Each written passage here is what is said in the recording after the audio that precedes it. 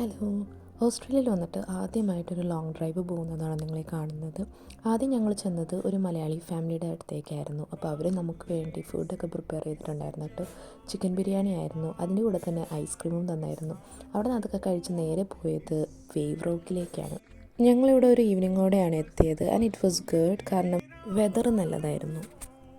And we were excited to see wave rock. Look at this giant rock. We drove 4 hours to come and see this giant rock.